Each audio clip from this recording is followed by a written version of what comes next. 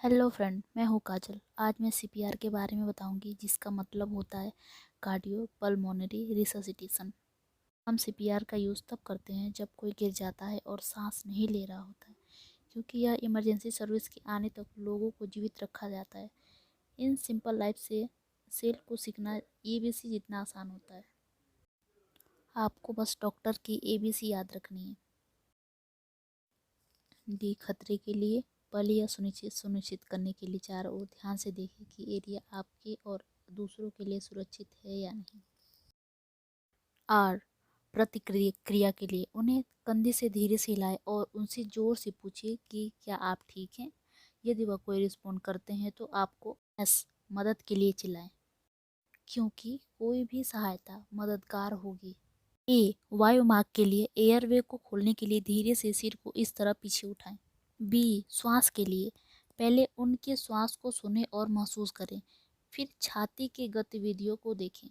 श्वास की आवाज़ों को सुनें और उनकी सांसों को अपने चेहरे पर महसूस करने का प्रयास करें।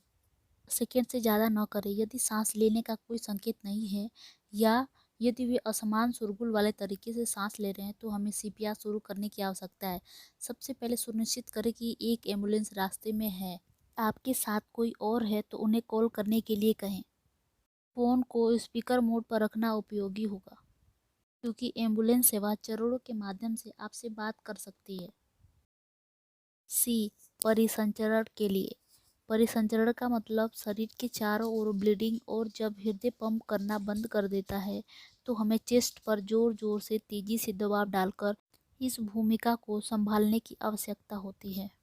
एक हाथ की एड़ी को व्यक्ति की छाती के बीच में रखकर शुरुआत करें, जिससे छाती हर बार पूरी तरह से ऊपर जाए। फास्ट का मतलब हर सेकेंड लगभग 2 बार, और हार्ड का मतलब कि छाती को लगभग 5 सेंटीमीटर नीचे जाए।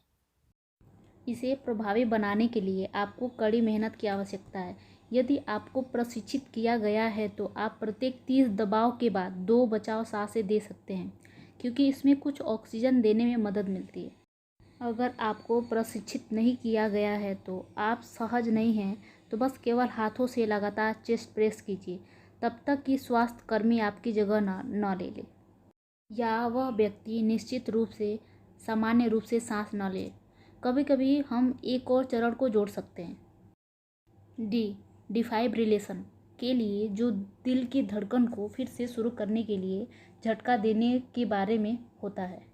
कुछ सार्वजनिक स्थलों पर साइट पर उपयोग में आसान डिफाइब्रिलेशन होता है, जिसे स्वचालित बाहरी डिफाइब्रिलेशन या एईडी कहा जाता है। यदि कोई एईडी उपलब्ध नहीं है तो एम्बुलेंस आने तक सीपीआर कंटिन्यू रखें। इतना ही संक्षिप्त में डॉक्टर की एबीसीडी याद रखें।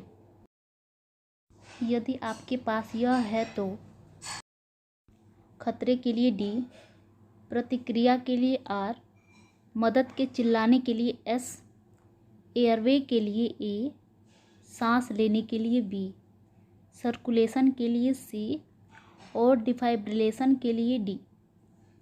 इस वीडियो में हमने आपको ऐसे सरल कदम दिखाए हैं। आप ऐसे व्यक्ति की मदद कर सकते हैं जो गिर गया है, सांसें नहीं ले रहा है। करोड़ों का अभ्यास करने के लिए ट्रेनिंग कोर्स क्यों न लिया जाए। इस वीडियो को अपने और अपने फ्रेंड फैमिली के साथ शेयर करें।